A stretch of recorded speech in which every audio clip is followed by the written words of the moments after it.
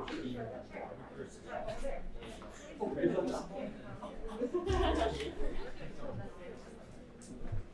I think we're ready to start our second reading of the day. This is Limbo by Madeline. So, handing off to Megan Murphy, the director. Yes. Hi, everybody. Thank you all for coming today. Today we're reading a play by this lovely woman, Madeline Savoie.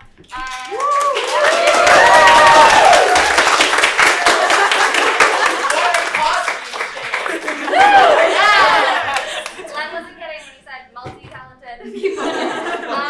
So yeah, this play is truly wonderful. It's a story about 5 high schoolers meeting the end of their time at high school, and sort of a story about friendship and also fears that come along with that. And it's been an absolute pleasure to work on this play with all of these people. It has been so important to me to be in a room with people that are all 18 and under, and I think it's so cool to like look around you and realize that you're all young and you're all capable and you're all doing some really cool stuff.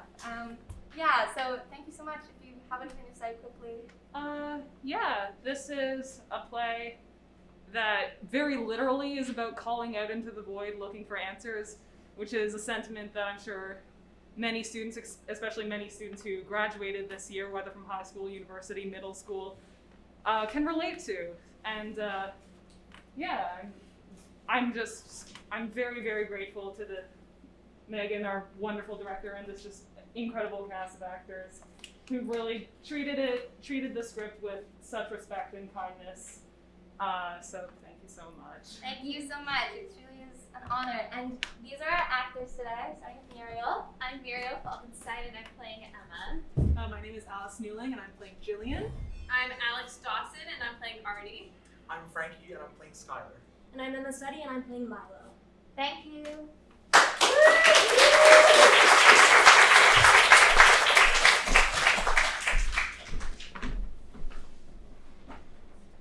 Limbo, a ghost story.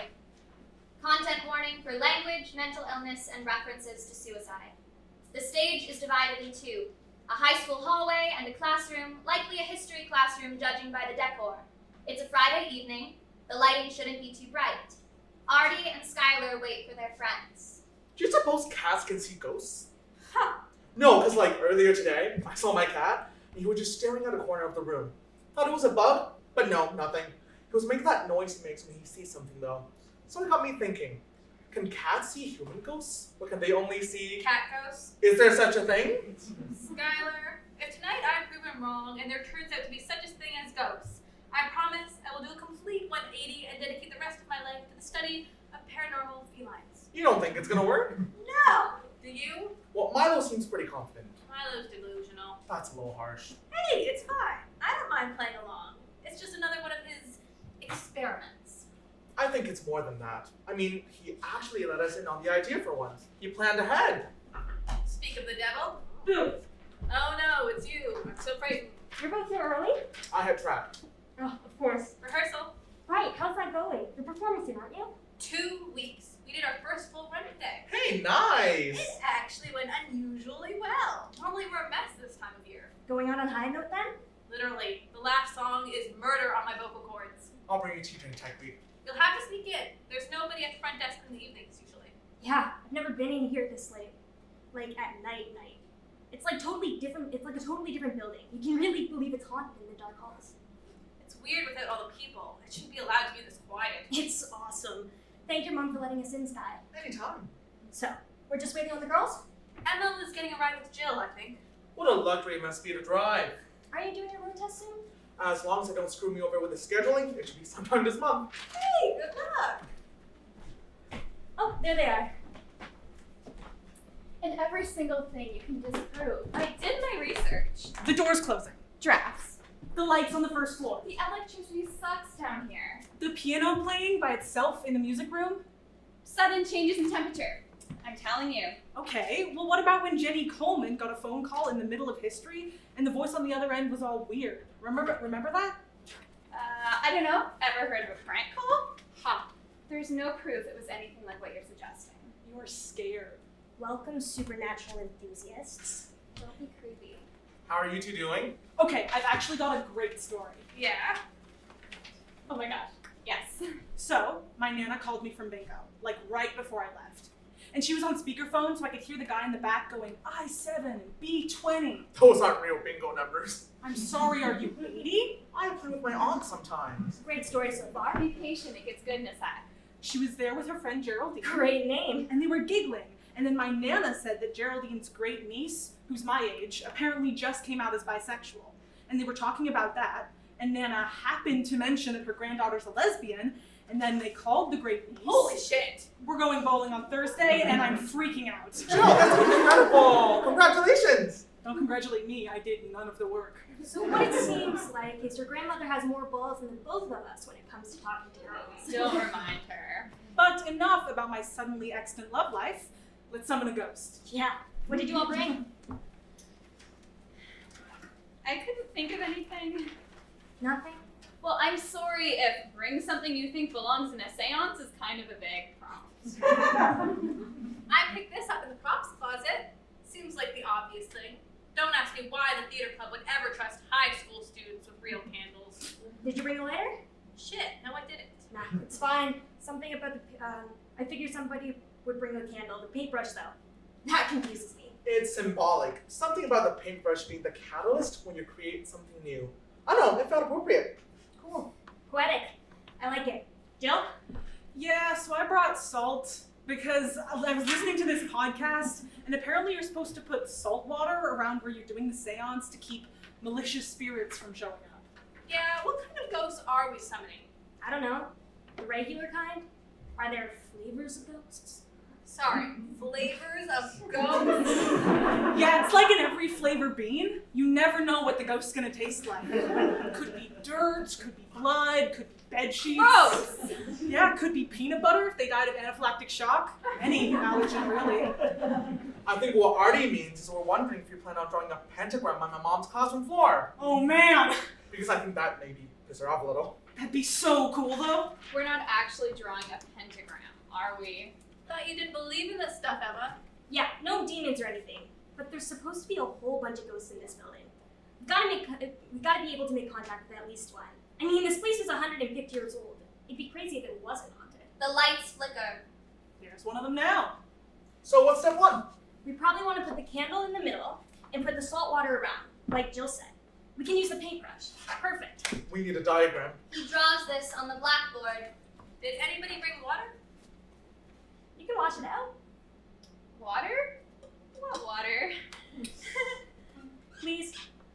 No, you're not putting salt in my water bottle. What's wrong with salt? It's an essential mineral. There's nothing wrong with salt. It's my water bottle.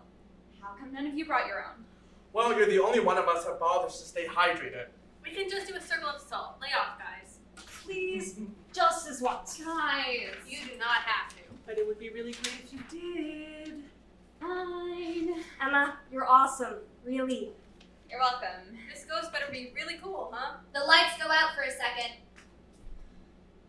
It's fine. I'll just go fill up the fountain. I'm gonna. Yeah, go for it. We'll move the desks. Careful with the door, it locks automatically from the outside. Got it. To the outside. The focus shifts and lights come up on the hallway. Hey, Oh, it's you. sorry. Thought you could use the company. Yeah. You seemed kind of tense. I didn't really feel like. Walking down a supposedly haunted hallway by yourself at night? Well, that just makes me sound like a coward. Hey, I'm not judging you. You can be scared. This wasn't exactly my first choice for an evening activity. You know how Milo gets with his ideas, though. At least this one's not. Outright dangerous. Well, I was gonna say flammable, but then I remembered you brought a lighter. Better than fireworks. That was ridiculous. Sure was. Fun, though. You say so. It's because it's stupid, really. What's that? Being scared about dark hallways and ghosts and stuff. It's childish. You should be beyond that stuff, right? I mean, I'm almost 18. You are 18. That doesn't mean we need to feel like adults. I guess. I mean, we've still got 10 weeks left of high school. Holy shit, really? Yeah. That's crazy, that's nothing. Whoa, are you okay? I think so, that's so little time to do everything. Everything? All the milestones, the grad things, the rite of passage, check it off your teenage bucket list things. Like what? Like pulling a prank. Not a dangerous one, a benign one you can laugh about after.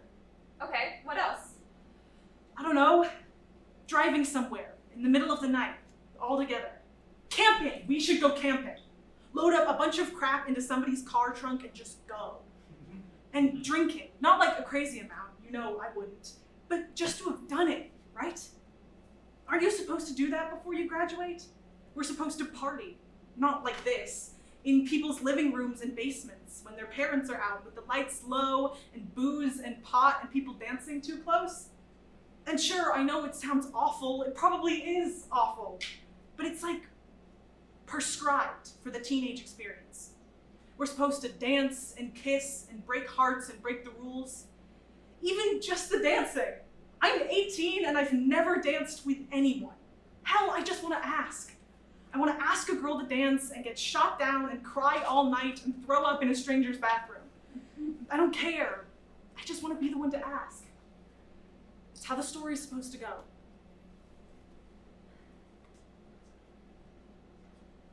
How do you end up thinking like this? Like what? Like you have to live out these weeks like cinema. I don't know. Cinema, probably. Books, imagination. Emma gestures off stage to the fountain. Oh, go ahead. We hear the fountain roar to life. It's an old and ugly sound. Jillian even gets a little creeped out. You get what I mean, though, right? I think so. Want an ending that fits the 4 years of build-up. Maybe that's what tonight is. There's a bot. You hear back from McGill yet? Nope. How you holding up with that? Not great, to be honest. You'll get an email soon, I'm sure. I mean, this is what it comes down to, right? I just need to wait and hope. You'll be fine, Emma. You're an excellent student. Schools will be fighting over you. Just watch. Thank you. When they re-enter the room, desks have been pushed to the edges, leaving a space in the middle. Milo is melting the bottom of the candle with his lighter. Perfect timing. Yeah, we just finished moving the desks. Go us. Phil, you want to add the salt? I'm going to pull up my notes. Notes? How professional of you. Jillian takes the bottle, pours in a generous amount of salt, and shakes the bottle to dissolve. Milo plants the candle in the center of the empty space, holding it there while it hardens. He pulls out his phone. Want me to trace a circle? Go for it. Skylar dips his paintbrush and traces a wide circle around the candle. The salt shaker falls over. Quick, left shoulder. What's that? Isn't that a thing where you throw spilled salt over your left shoulder to avoid bad luck? Yeah, I think I've heard of that. I think the superstitious reason is because it gets in the devil's eyes, maybe? Something like that. Well, my hands are full. Okay. Somebody's gonna have to update the diagram.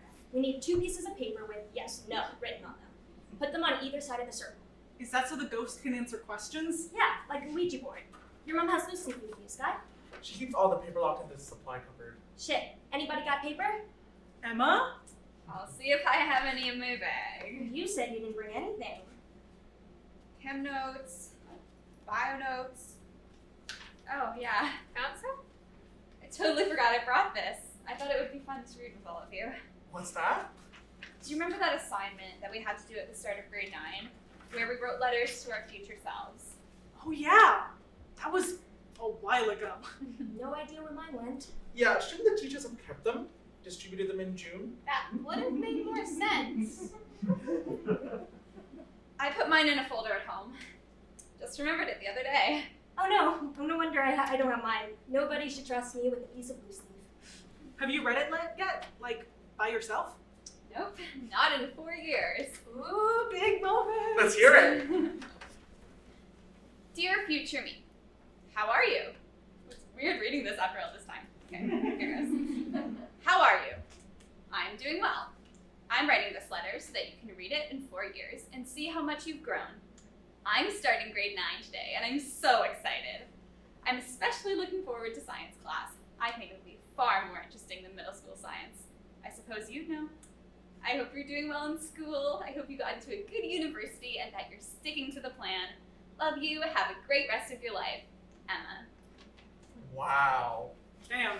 You haven't changed a bit. Right? That was from nearly 4 years ago. And like everything from the contents of the letter to my handwriting to the way I folded it in the exact I'm the same. I'm still obsessed with my grades. I'm still obsessed with the plan. And I'm gonna do it. I'm gonna stick to the plan. Bachelor's degree, then a master's, then my PsyD, then I'll start a private practice, and that's it, right? I win. That's the dream. You got a dream. Lucky you. It's just so formulated. Like, this 14-year-old knew how she wanted to spend the next decade and a half. And I guess part of me thought that would change at some point, but it didn't. She was right about everything. Yeah, but you're questioning it. That's gotta count for something. Maybe. You can still change your mind if you want. I'm pretty sure I said something about the Olympics in my letter. Not quite the same as a degree in architecture. It's still applicable if you can design the stadiums. Wouldn't that be something? Wonder what mine said. I think I asked future me if I had a boyfriend yet. Anyway, here's some blank paper. Amazing, thanks. Art, you've got the best handwriting. And the ghost uses the paper how? The flames lean in the direction of the answer. Refer to the diagram. See. They write yes and no on the 2 pieces of paper and place them on either side of the circle. As they step back, Milo lights the candle. Here we go. And then we all gather around this candle and say, I guess you'd call them magic words? Oh boy, do we get to chant? I don't think it has to be in unison, but yeah, sure. And what are we supposed to say? Okay. I entreat whichever power presides over the world of the dead, Ah, so this is a non-denominational ghost summoning ritual. that they may inspire, and in the name of the Spirit, to manifest before us and give us true and faithful answers. Slight flicker. What? Manifest before us to give us true and faithful answer. No, before that, the name. Oh yeah, did I not mention that? We need to know the name of the Spirit. You did not mention that. And then to seal the deal or whatever, we need to burn a piece of paper with the name written on it. Well, that's a bit of a roadblock. I'm guessing we can't just write that spectral motherfucker who keeps making the lights flicker! Probably not. So you thought you'd just mention this in passing? I forgot, okay? Don't get mad at me, I can't think of everything. Besides, it can't be that hard to find a name, right? Ghosts are supposed to haunt the places that they have connection to in life. Do a Google, there's gotta be someone. Seriously. I got it. The hell you gonna search? Benjamin Parker, secondary school, comma, notable deaths? Something like that. You're unbelievable. Why can't we just summon him, Mr. School Namesake? Yeah. Well, let's think about it. Benjamin Palmer, a straight white man with a school named after him, dead for over a century? Sounds like a real cool guy we want to spend a bunch of time with. Point taken. Find anybody yet? A lot of alumni news. Old dude, another old dude. You're gonna be put on a watch list if you keep going down the dead dude rabbit hole. More old dudes, there's a lot of them. Oh, What is it? oh my god. What? Someone killed herself in the woods behind the school 20 years ago. The lights flicker a little more decidedly. Maybe a book falls over. What was that? It's a PDF of a newspaper article. Hey, maybe don't. Pass me that. Jillian hands him the phone. The lights flicker periodically. Feels like the walls are closing in. April 16th, 1998. Cynthia Boylan, 17, was found dead on the grounds of Benjamin Palmer Secondary School yesterday afternoon. Police have declared the cause of death to be suicide. Hello. How come we never heard about this? You think the school would want to advertise it? Milo. She was reported missing only hours earlier, having not returned from school on Monday evening. Milo, would you shut? The police have not released any details regarding the condition of the body, although... The classroom door slammed. Oh, Oh God.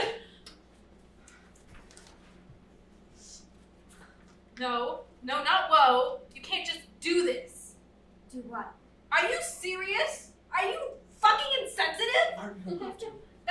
This isn't an urban legend anymore. Oh yeah, that's a bit hard to believe coming from you. I'm sorry. You're not stupid. You didn't believe in this for a second. Did you not just hear the door slam? Just admit you only came here to play along and then gloat if it didn't work. I know you too well to be fooled. At least Emma didn't try to hide it. Hey! It's true. Neither of you want to be here, I can tell. This isn't about belief, you idiot. I didn't come here to gloat. I came here because I wanted to see you all. Because we're leaving in less than 3 months. Because Sky is moving in July, and I'm working all summer because I expected it to be some casual fun among friends.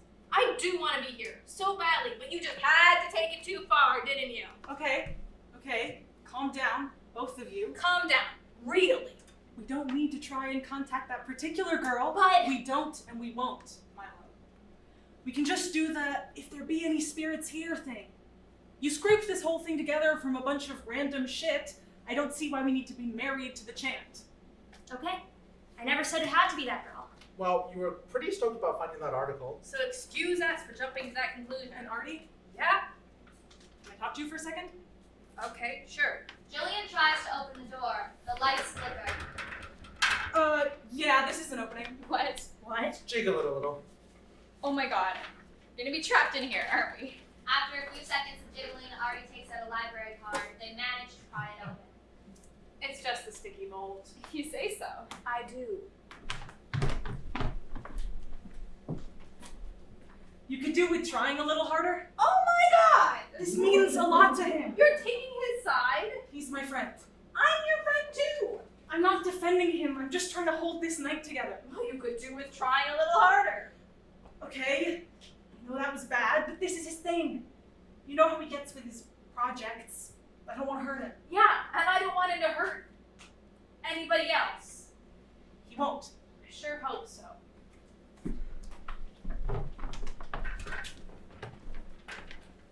Fucking subtle.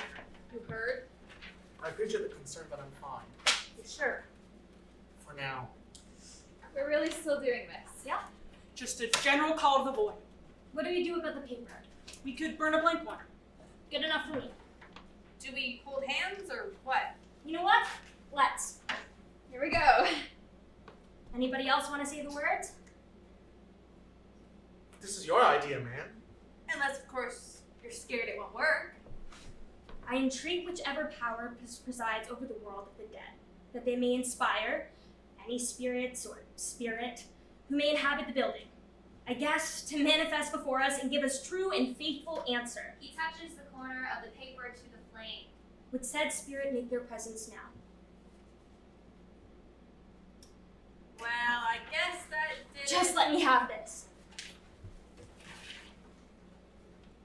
Doesn't look like it's working, buddy. Yeah. Sorry, Milo.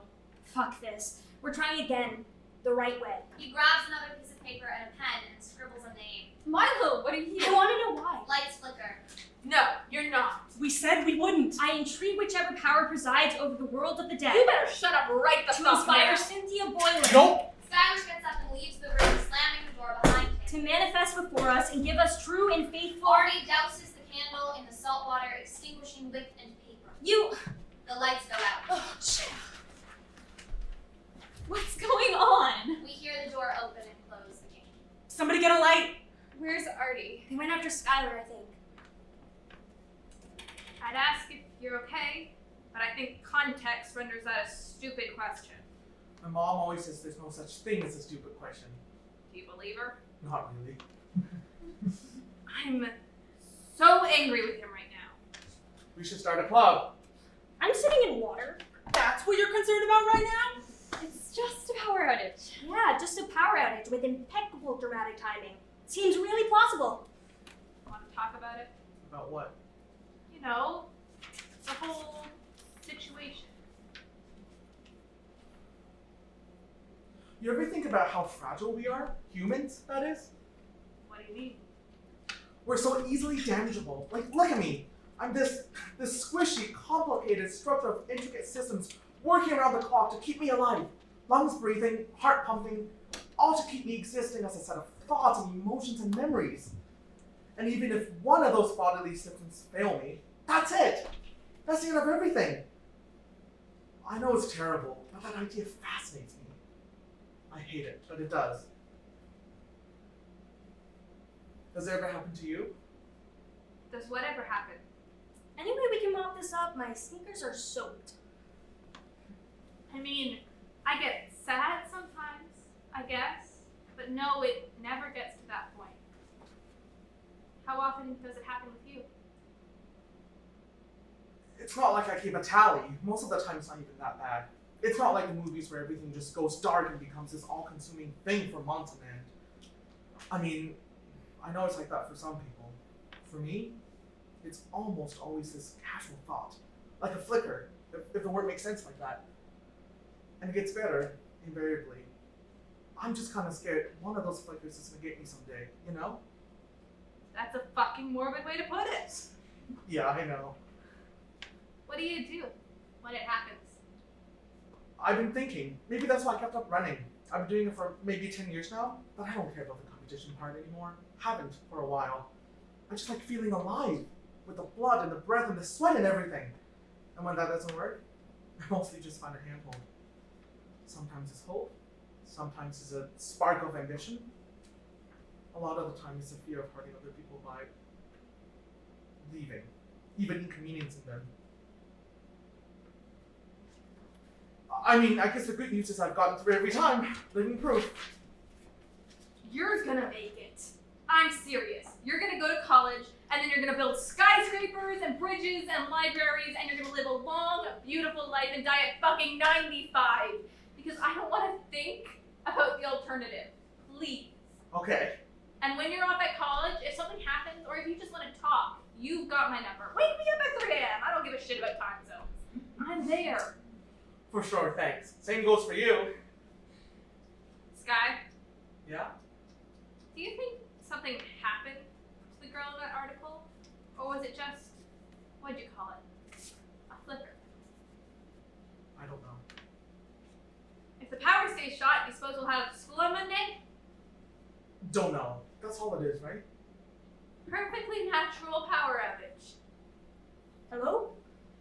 Ghost? This is stupid. Come on, don't leave me hanging. Anybody know how to fix the power? Are there any spirits here? A light on the yes side of the room flickers on and off. That's not a coincidence. No way. Hello? Are you there?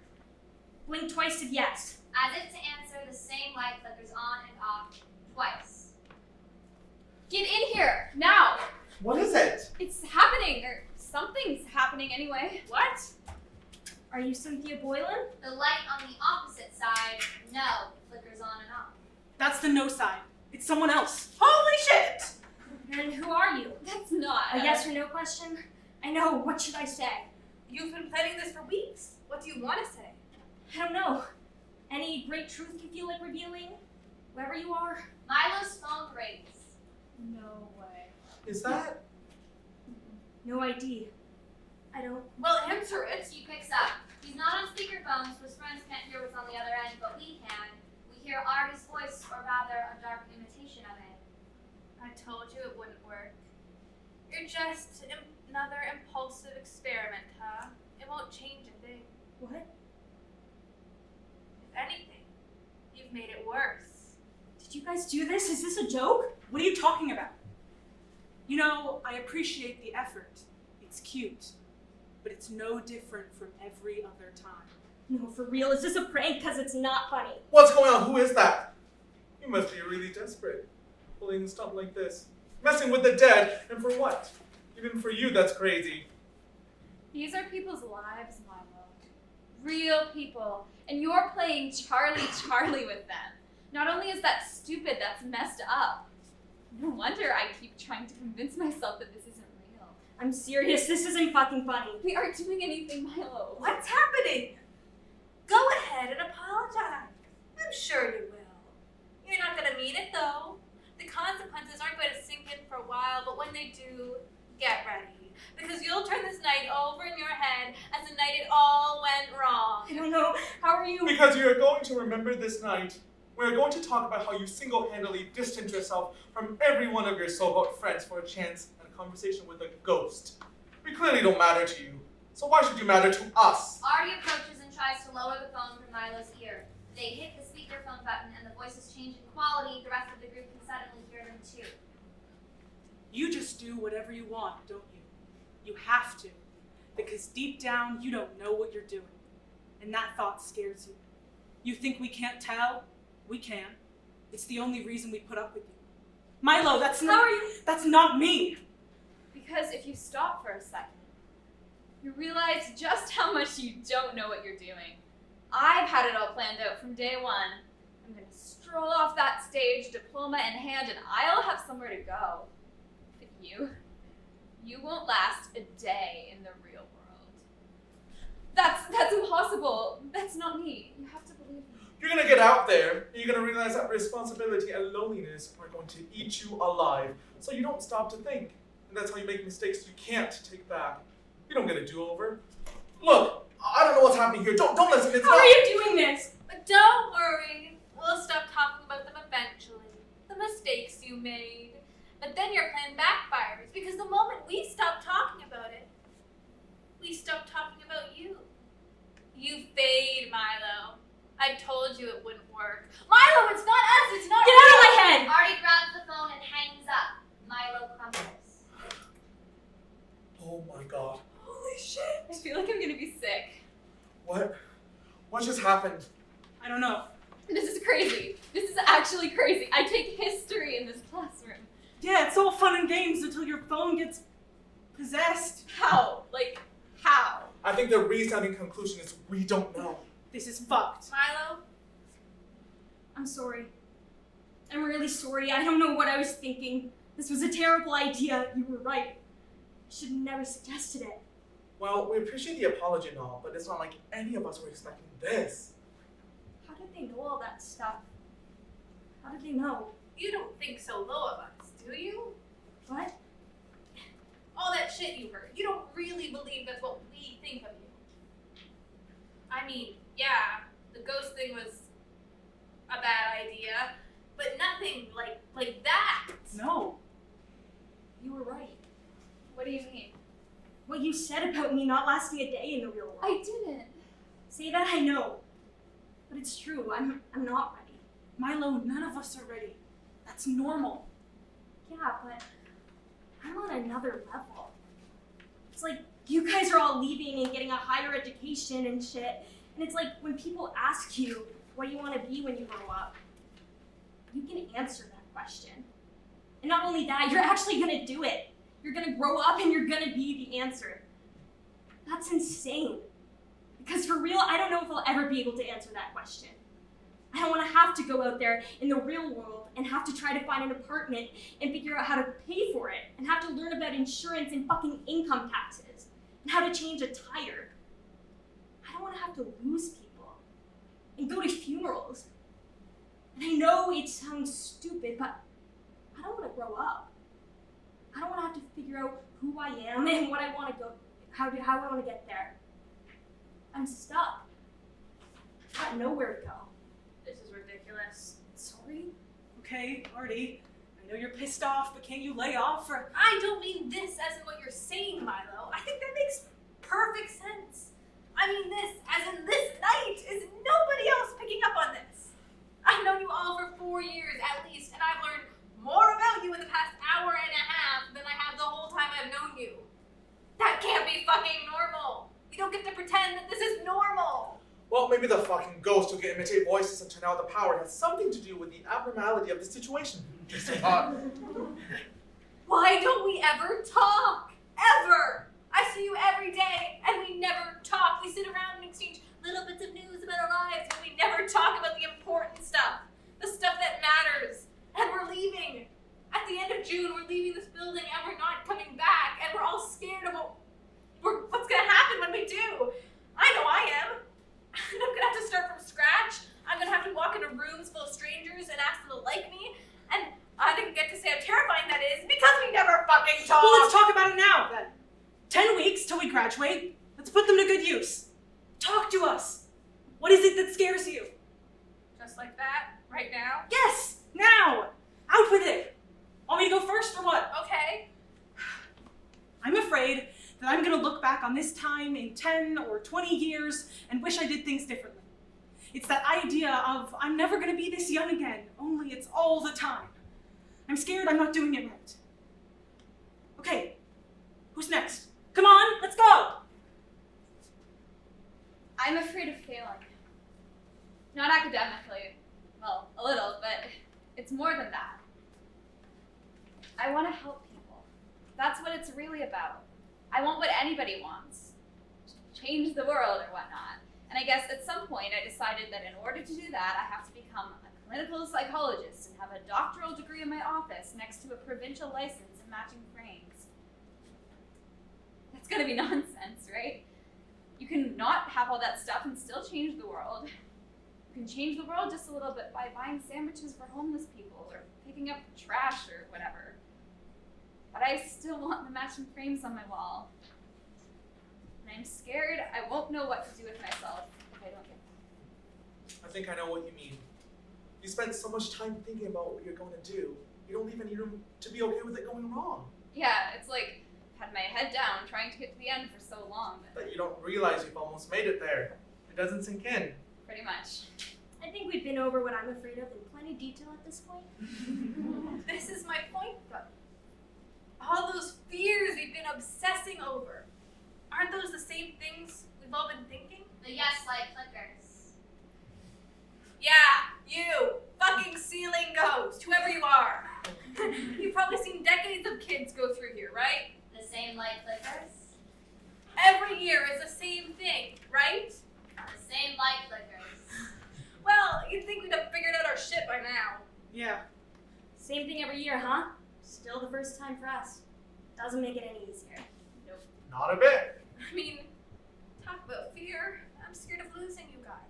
Even me, after all that shit fake you said. Of course! I think I kind of went off there for a second. But I'm gonna miss you so bad. I really mean that. It's like New Year's. You set off those fireworks and I thought you were gonna blow something up by accident, and I was so mad because I thought we were gonna get arrested for destruction of property. And we had some close calls, but we picked everything up. When one of us breaks something, we all help pick up the pieces.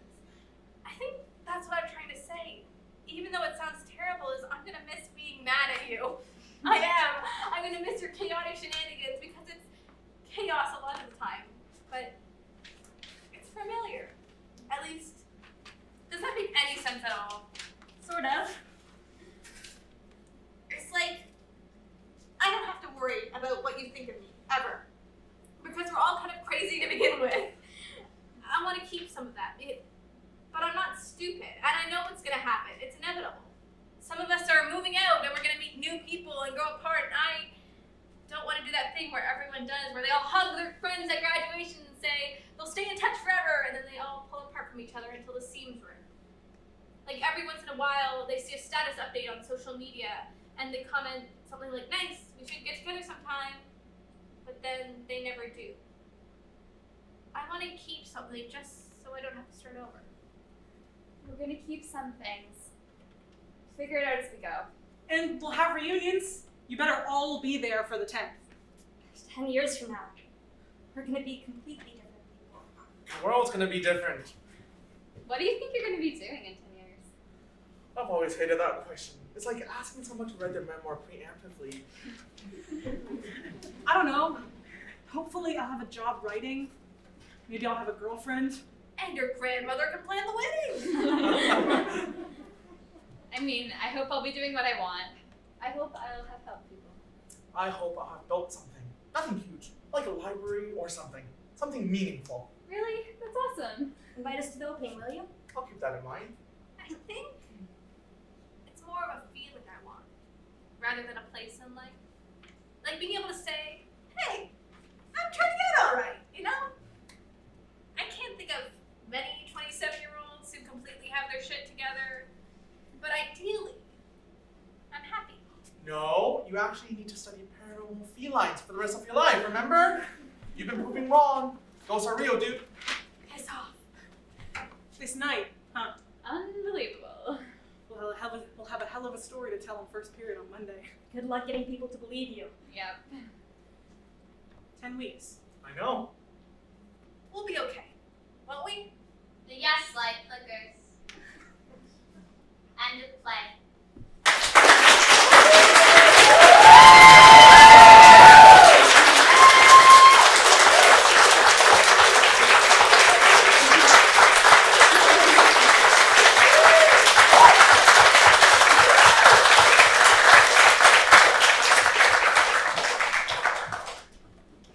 Wow, neat.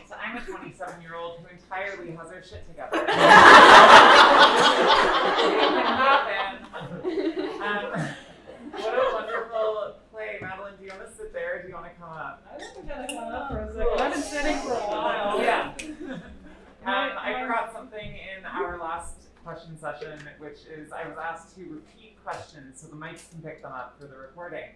Cool. So I'm going to do that this time and not just ignore my only instruction. Great. Cool. How are you? I'm sweaty. Yeah. No, I'm so grateful for this cast. Like you've done great, and I love you all so much. Thank you. Yeah, it's really cool seeing a cast of so many young people just kill it.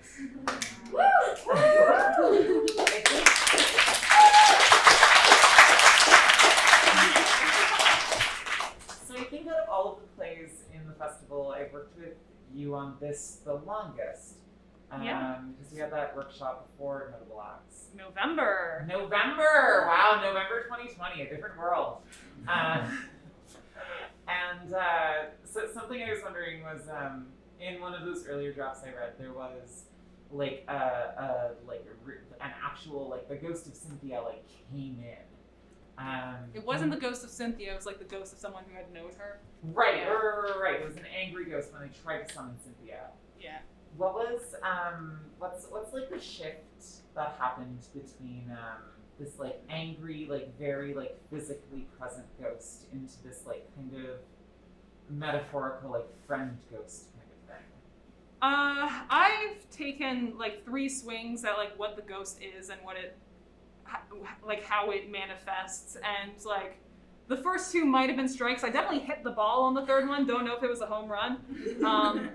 But I think with that first version, like I knew from the beginning I didn't want like Cynthia to show up, because anything that like messes with the permanence of like what she had gone through, like I definitely didn't want to warp that in any way, so it was definitely never going to be Cynthia. I think as I moved on, the ghost just became more abstract and more just like hiding in the shadows, probably because it's not about the ghost, it's about the people who are looking for it. And it's about looking for something that like you don't really know what it is. So that's my I'm trying to sound smart answer. You sounded very smart. You fooled me. Yes, did it. Woo! Can you tell us all a little about like the process of writing this script? Like how long have you been working on it, etc.? I have been working on this script for almost a full calendar year. I started writing it on August 3rd of 2020. And it was always going to be these 5 characters. The ghosts, of course, switched around throughout. But yeah, I think I was looking out at the year ahead of me, not knowing how it was going to turn out, how much of it was going to feel like the senior years I'd seen happen in front of me. And I just wanted to fully write the things I was feeling, the things I was afraid I was going to feel, in a way that, you know, I could just like put them into little characters. So like each of them kind of started out as like, okay, I'm very afraid of this thing. This person's also afraid of this thing. So there's a lot of that. And then as it switched and changed and grew, they all turned into people with hopes and dreams, and some of them know where they're going. Cool. Before we open it up to the audience, do you have any questions for the audience? Ooh, I don't know if I do right now. Maybe once they start to ask me questions, I might think of something. Awesome. Hello, audience. Do you have any questions or the like? Oh, there's one. First of all, great work. I guess like when I think about writing, I think about like how you and your own experiences are kind of like describing what you would do through these characters. Like if you're in a different situation, this is what you'd be doing. I guess I just imagine characters almost as a little bit of a self-insert every time. And I guess like with Limbo and like the sort of double entendre of that, like, and with this reading coming up like the summer after you graduated high school,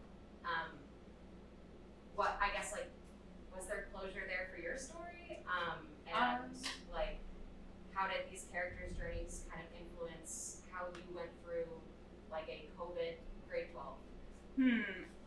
This is gonna sound sad, but I think I definitely, like, because it was such like an isolating year, and so much of the stuff that I was like really looking forward to just didn't happen.